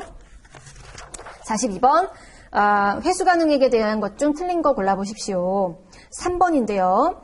사용가치, 회수 가능액은 순공정가치와 사용가치 중에 큰 거죠. 그게 회수 가능액입니다. 그런데 그 중에서 두 번째 사용가치는 내가 직접 그 자산을 사용함으로 인해서 그로 인해서 발생하는 미래 현금 흐름 창출액을 현재 가치로 땡겨서 계산한 게 사용가치예요. 그런데 그럴 때는 할인율도 필요하고 그 다음에 미래에 얼마만큼의 캐시플로우가 발생한 건가 그걸 고려하는 게 쉽지 않은 작업이겠죠. 그랬을 때 여러 가지 다양한 요소들을 정보들을 종합해서 고려해야 되는데 우리 기업 내부 증거와 기업의 외부 정보 다 종합적으로 다각도로 고려해야 돼요. 그런데 그나마 1순위를 먼저 굳이 구해보자면 기업 내부보다는 외부 정보에 조금 더 중점을 두어서 우선순위를 두어서 고려해야 된다라는 게 3번입니다. 외부 증거보다 내부 증거에 더 비중을 둔다라고 했으니까 틀린 거죠. 반대로 돼야 됩니다. 내부 증거보다는 외부 증거에 더 비중을 두어야 된다라고 보시면 되겠죠. 그게 더 객관적인 증거가 될 테니까요.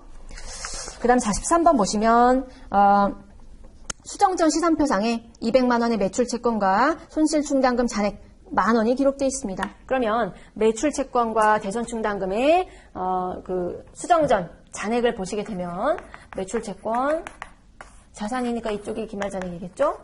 200만 원이 적혀져 있을 것이고 대손 충당금은 매출 채권에 대한 차감적 평가 계정이기 때문에 기말 잔액은 대변에 위치하게 되겠죠? 10,000원이었던가요? 이렇게 기록이 되어 있었대요. 그런데 수정 붕괴를 끊고 나서 수정 후 금액으로 최종 금액이 계산되기 위해서는 기말에 뭘 끊어야 돼요? 대손상각비 잡고 그만큼 대손충당금 금액 잡고 이 작업을 해야 그만큼의 대손충당금이 늘어서 최종적인 금액이 다시 재계산이 되는 거죠. 수정 후 금액으로요. 근데 그거를 산정하기 위해서 표가 주어져 있습니다. 기간별로 연료분석법을 적용하고 있죠. 기간별로 바로 곱해볼게요. 미연츠 160만 원에 0.2% 곱한 거, 그 다음 20만 원에 0.8% 곱한 거, 14만 원에 5% 곱한 거 이런 식으로 각각 확률을 곱해서 다 합산해보면 대손충당금 돼 있어야 될 기말의 대손충당금 금액이 17,800원이 나옵니다. 다 더해보시면 그렇게 나오실 거예요. 그러면 그게 의미하는 바는 뭐냐? 기말에 돼 있어야 할 수정 후 최종 금액의 대손충당금 잔액이 바로 17,800원이라는 얘기죠. 요게 17,800원이 돼야만 한다는 얘기입니다. 근데 수정 붕괴 끊기 전에는 기존 잔액이 10,000원이 있으니까 7,800원만 더 잡아주시면 딱 맞춰지겠죠? 그래서 기말의 대손상각비, 대손충당금을 7,800원씩 끊어주시면 된다는 것이죠. 그래서 표 밑에 뭘 물어보고 있죠? 매출채권에 대해 추정한 손실충당금을 추가 또는 인식한 후 손익계산서에 기록될 손상차손 금액은 얼마인가? 손상차손 금액은 다른 게 아니라 대손상각비 물어보는 것이죠. 이걸 표현하는 겁니다. 7,800원이 답이 되겠죠? 답은 3번이 되겠네요. 44번. 투자부동산 투부에 해당하는 거 투부 뭐죠? 4번이 되겠네요. 4번. 운용리스로 제공하기 위해서 보유하는 미사용 건물은 아직 사용하고 있지 않을지라도 그냥 무조건 투자부동산으로 분류하게 해둔 게 기준서였었죠. 그 다음에 45번 보시면 비유동자산에 대해서 원가모형 적용하고 있습니다. 이 비유동자산은 1년 이내에 매각할 예정이고요. 매각 예정으로 분류를 했어요. 그러면 딱 매각 예정으로 분류를 하는 순간 우리는 기존의 그 기준과 좀 다른 기준을 적용하죠.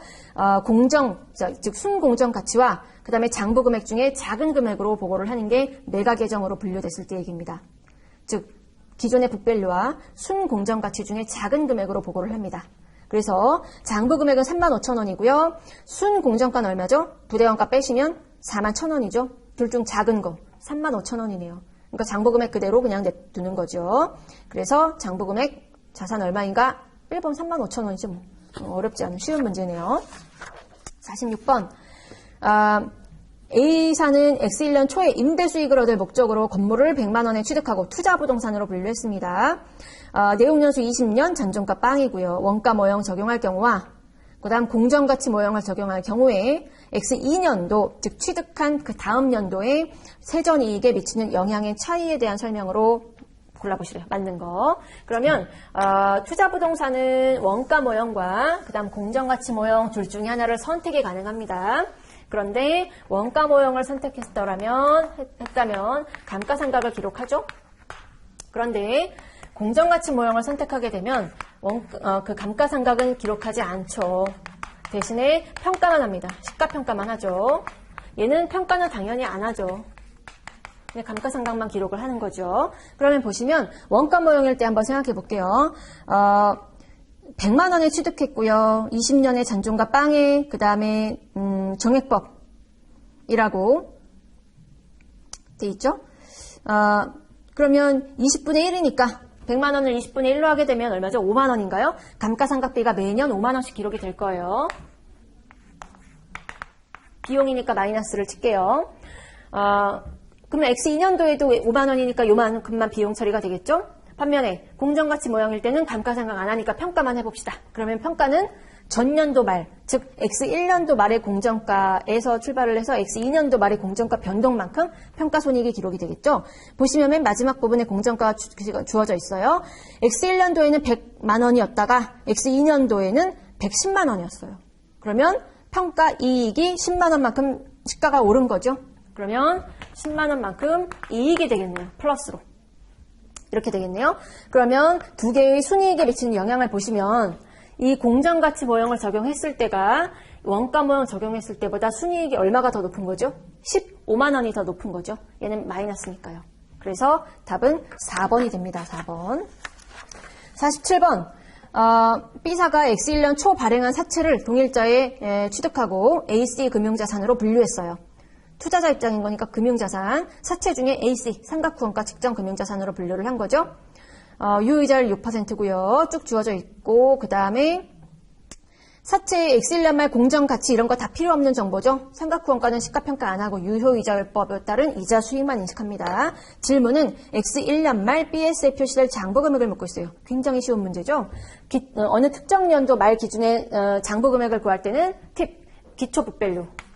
우리 바로 구해볼게요. 기초북밸류가 첫 해니까 뭐 발행가 그 자체가 되겠죠. 그 발행가가 아니라 취득가 그 자체가 되겠죠. 946540 곱하기 기초장부금액 곱하기 유효이자율이 6%네요. 그러면 곱하기 1.06 빼기 액면이자죠. 액면 100만 원에 표시이자 4%니까 4만 원이 되겠네요. 요거 자체가 바로 X1년 말에 AC 금융자산의 장부금액이 될 거다. 그러면 답은 4번으로 바로 구하실 수 있습니다. 48번. 금융자산 제거에 대한 설명으로 틀린 문장 골라보십시오. 4번인데요. 금융자산의 양도자가 양도자산의 소유에 따른 위험과 보상의 대부분을 보유하고 있기 때문에 양도자산을 제거하지 않는다면 내가 위험과 보상의 대부분을 보유하고 있으면 당연히 제거 안 하는 게 맞겠죠? 그런데 그럴 경우에라면 양도자산 전체를 계속 인식하면 뭐 그것까지는 틀린 바가 없네요. 수취한 대가가 있다면 그것을 금융자산으로 인식한다? 뭔가 돈 받은 게 있어요. 왜 받았겠어요? 뭔가 받은 것만큼 내가 그거에 상응하는 뭔가를 해줘야 되는 거죠. 그래서 금융자산이 아니라 금융부채가 됩니다. 금융자산을 내가 계속 컨트롤하고 있기 때문에 그건 그대로 예를 들어 뭐 매출채권이라면 내가 계속 위험과 보상을 대부분 보유하고 있어서 그냥 그거대로 남겨둬요. 매출채권은 내 장부에 그냥 그대로 존속시키는 거죠. 그건 그거고 그거와 별도로 뭔가 상대방으로부터 돈을 받았어요. 그랬다면 그 기존의 매출채권과는 또 다른 명목으로 돈을 받을 거기 때문에 내가 그거에 상응하는 뭔가를 해줘야 되는 금융부채를 잡아야 되겠죠. 자산이 아니라. 그 다음 49번. 만약에 기존의 매출채권 명목으로 받았다면 돈이 회수가 된 거니까 매출채권을 제거해야 되는데 그게 아니라 그걸 냅두고 또 다른 걸 받았다면 내가 뭔가를 해줘야 된다. 뭐 그런 추가 멘트입니다. 49번 보시면 현금 및 현금성 자산으로 인식할 금액을 구해보십시오. 하나씩 볼게요. 위에서부터. 국세 환급 통지표 당연히 현금 되죠. 환매채 얘는 취득 시점부터 만기까지가 3개월 이내여야 되는 거죠. 근데 2개월이니까 해당이 됩니다. 당좌예금 당연히 해당되고요. 당좌 차월은 단기 차입금이기 때문에 얘는 부채죠. 자산 자체가 아니에요. 빼고 당좌개설 보증금 얘는 사용상의 제한이 보통 1년 이상이 되는 기간에 걸쳐서 있으니까 우리는 그 현금 및 현금성 자산이 될 수가 없죠. 그 다음에 만기도래 국제이자표 해당되고요. 차용증서 얘는 그냥 어음이죠. 어음. 현금이 아니라 채권이에요. 틀렸죠. 얘는 제외하고 타인 발행 약속 어음 얘도 마찬가지죠. 그 다음 배당금 지급 통지서는 현금이네요. 그래서 해당되는 거 쭉 더해보시면 4번이 구해질 수 있을 거고요. 50번 금융상품, 금융자산 재분류 시 틀린 거 골라보십시오. 4번인데요. 4번 읽어보시면 금융자산을 FVOCI였다가 FVPL로 재분류한대요. 그러면 이렇게 된다는 거죠. 기존에는 FVOCI 금융자산이었다가 그것을 다시 FVPL 금융자산으로 변경했대요. 그러면 기존에 소시적에는 공정가치 평가를 하되 OCI로 평가를 했었던 것이고 재분류 결과 여전히 공정가치 평가는 하지만 평가손익을 이제 당기손익으로 하는 그런 케이스로 돼버린 거죠. 그러면 기존에 내가 소시적에 쌓아왔었던 OCI 잔액이 남아있잖아요. 그거 어떻게 할 거냐라는 거예요. 그것은 기존에 있었던 것을 다시 당기손익으로 재분류 조정을 하죠. 재분류 조정을 합니다. 근데 안 한다고 돼 있으니까 틀린 문장이죠.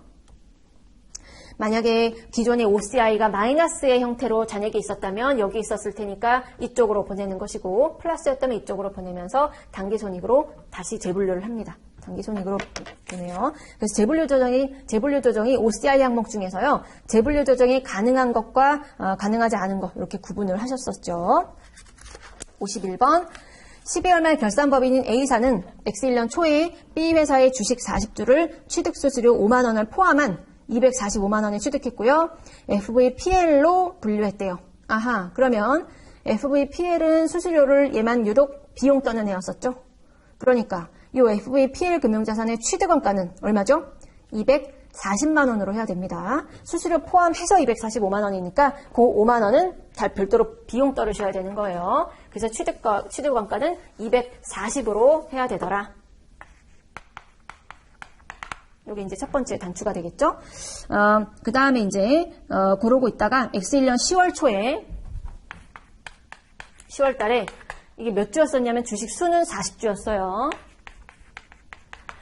그러고 있다 10월 1일 날 보유하고 있던 주식의 절반 20주를 주당 7만 원에 처분했어요. 20주를 처분했다. 그랬다가 이제 시간이 흘러서 X1년 기말이 됐죠. 12월 말이 됐을 때는 아직은 20주를 보유하고 있으니까 나머지 20주에 대한 또 기말 평가를 하셔야 되는 거죠. 그래서 기말 공정 가치는 주당 56,000원이래요. 기말 평가. 20주 남아있는 거에 대해서 이런 상황인데 질문은 뭘 물어보고 있습니까? B회사 주식과 관련해서 X1년도 단기순이익에 미치는 영향을 묻고 있어요. 그럼 첫 번째 먼저 잊지 마셔야 될 것은 요 취득했을 때 들어가는 수수료 5만원 있죠? 그거 비용이라는 거 그거 잊지 마셔야 돼요. 첫 번째 비용 단기순이익에 영향을 주는 거죠. 그 다음 두 번째 처분했을 때 처분손익.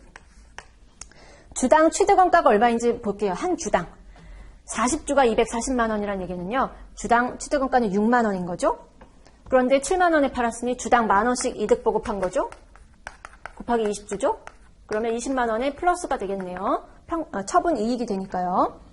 그 다음에 남아있는 주식 기말평가. 주당 취득원가는 아까 6만원이었는데 56,000원으로 한 주당 4,000원씩 손해봤죠. 근데 20주죠. 그러면 8만원의 평가 손실이죠. FVPL이니까 평가 손실도 다 단기 손실로 평가를 하죠. 그러면 이렇게 마이너스 5만원, 플러스 20만원, 마이너스 8만원 이렇게 계산하시면 도합 플러스 7만원의 단기순이익 효과가 있죠. 3번이 됩니다. 이 문제 풀 때 이 수수료 비용 5만원 빠뜨리는 분들 굉장히 많아요. 그거 주의하시고요. 52번 보시면 X1년 초에 B사가 발행한 주식을 취득 수수료 5,000원을 포함한 10만 5천원. 이것도 앞에 문제랑 비슷한 케이스죠. 분류를 보니까요. 그 공정가치 주어진 밑에 두 번째 줄 보시면 이것을 FVPL로 분류한 경우와 FVOCI로 분류한 경우 두 개를 각각 다 고려해서 X3년도에 인식할 처분 손익을 올바르게 제시한 것은 이렇게 돼 있어요. 근데 이 문제가 굉장히 지문이 길고 복잡해 보이지만 보세요, 여러분. FVOCI 그리고 지금 저희가 사채가 아니라 주식인 거죠. FVOCI 주식의 경우는 항상 처분했을 때 처분 손익이 나올 수가 없다. 이거 계속 여러 번 강조드렸었잖아요. 왜? 마지막 유종의미 평가를 OCI 평가를 하고 그 다음에 바로 돌아서서 팔기 때문에 그 자체가 처분 손익이 나올 수가 없습니다.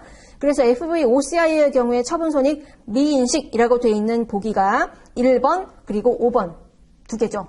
둘 중에 하나가 답으로 찍으시면 돼요.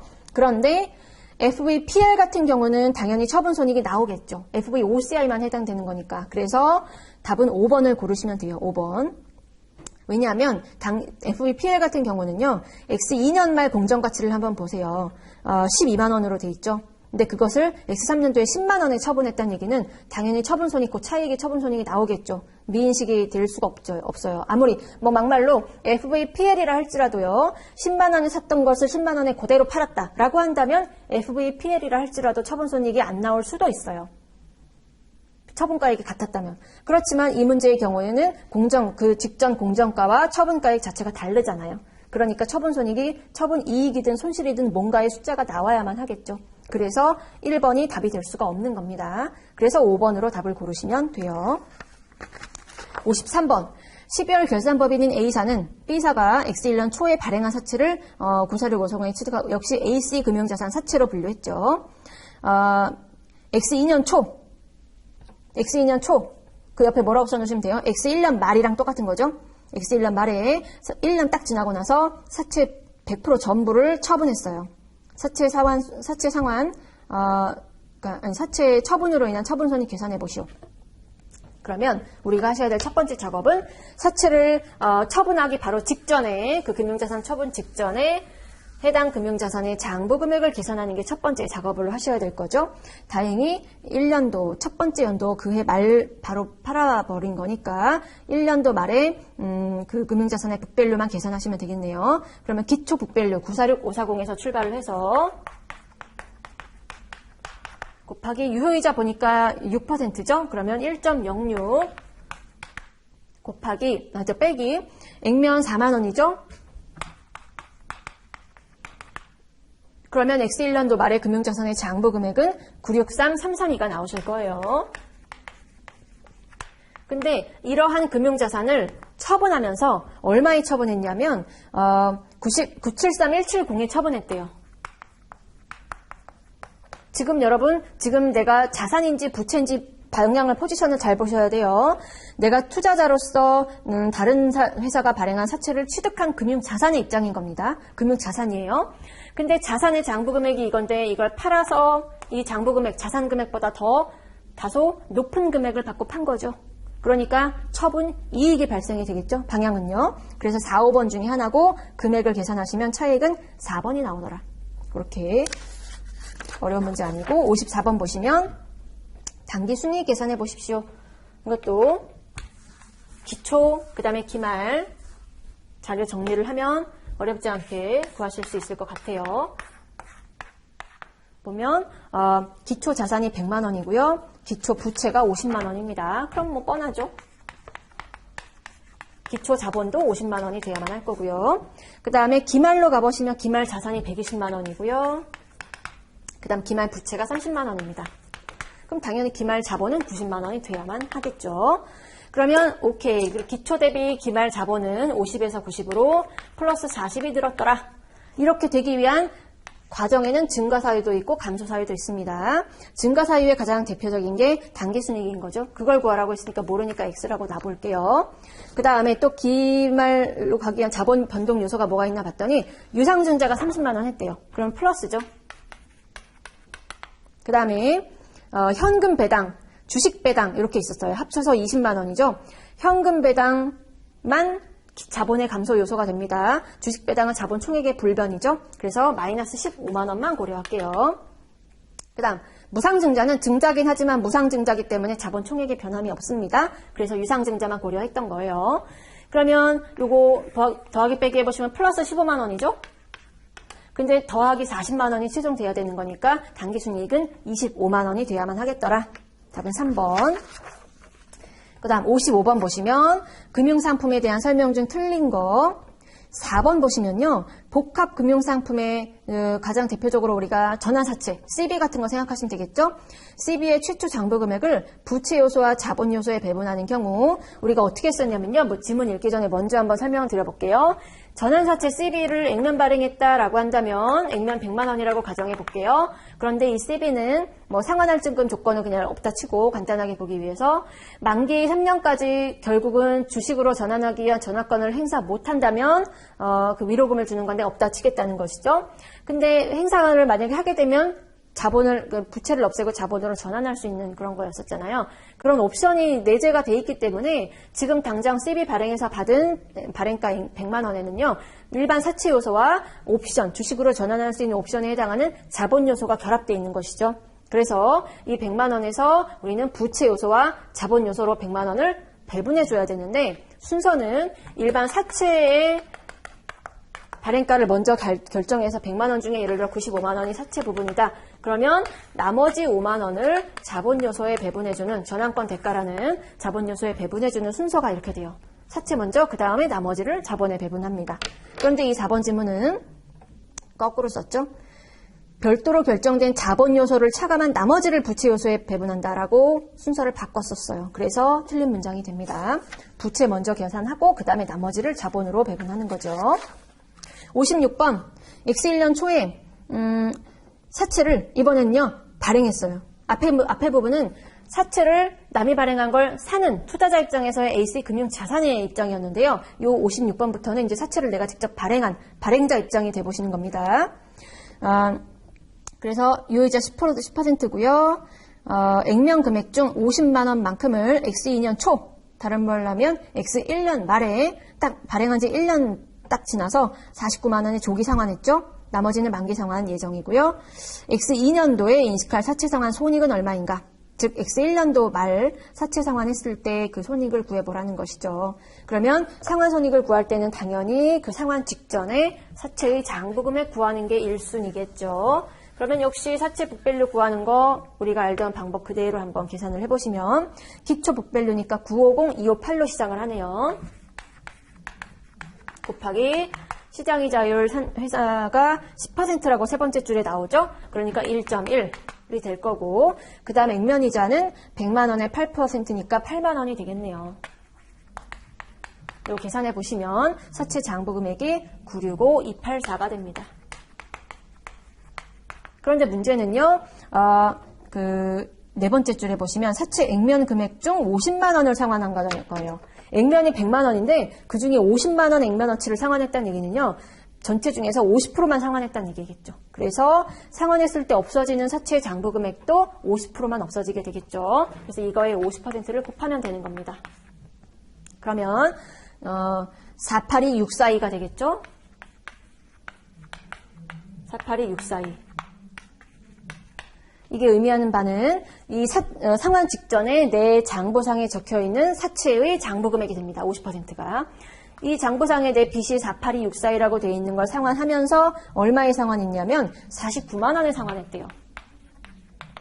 여러분 앞에 이런 문제 있었죠? 금융자산을 처분하면서 더 높은 금액을 받았다면 자산이니까 처분 이익이 되겠지만 이건 내가 부채입니다. 이 부채를 갚으면서 더 높은 금액을 주고 갚았다는 얘기는 상환 손실이 예상되는 것이죠. 그래서 방향은 손실이고요. 그 차액은 7358이 되겠죠. 그래서 1번이 됩니다. 자산인지 부채인지에 따라서 방향이 손실인지 이익인지 거꾸로 되니까 잘 보셔야 돼요. 이거를 이익 7358로 해서 순간 실수해서 3번으로 답을 고르시면 안 됩니다. 57번 X1년 초에 다음 조건의 사채를 발행했습니다. 쭉쭉쭉 질문부터 보실까요? X2년도에 이자 비용을 구해보시래요. X1년 초에 발행했죠. 그러면 이것도 쉽죠, 여러분. X2년도에 인식할 이자 비용은 어떻게 돼요? X1년도, X2년도의 사채 북밸류라고 생각해 보시면 X2년도에 인식할 이자 비용은 X2년도의 기초 사채 장부금액 곱하기 시장이자율. 이게 이제 X2년도에 인식할 이자 비용이 아니겠어요? 그러면 기초 북밸류, X2년 기초 북밸류를 아셔야 되는 거죠.